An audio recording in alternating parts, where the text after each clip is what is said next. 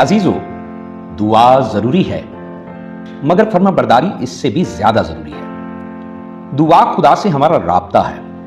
ये पहाड़ों को हिला सकती है, आसमानों के दरवाजे खोल सकती है और बेचैन दिलों को सुकून दे सकती है। लेकिन अगर फर्मा बरदारी ना हो तो दुआ महज अल्फाज बन जाती है। खुदावंद यीशु मसीह ने फरमाया, अगर तुम मुझसे मोहब्बत रखते हो तो मेरे हुक्मों पर अमल करोगे। और जरा सऊदे पाक के वक्त भी हुक्म मसीह पर गौर करें।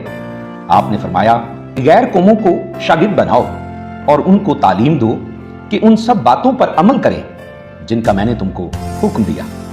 हत्ता कि लिखा है कि खुदावंद यीशु मसीह ने भी बावजूद बेटा होने के दुख उठा उठा कर फर्माबरदारी सीखी।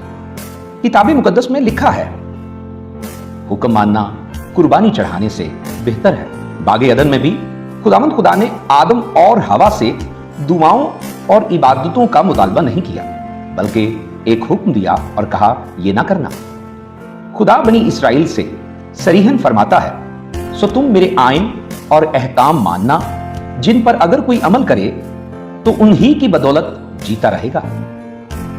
यानी ना कोई नजर, ना लंबी दुआएं, ना जाहिरी इबादत उस दिल की जगह ले सकती है जो खुदा की मर्जी के ताबे है। दुआ हमें खुदा से हम आहंग करती है, फर्माबरदारी हमें उसकी मर्जी में चलना सिखाती है। जब ये दोनों साथ हों तो खुदा की कुदरत मुकम्मल तौर पे जाहिर होती है। सब कहिए आमीन।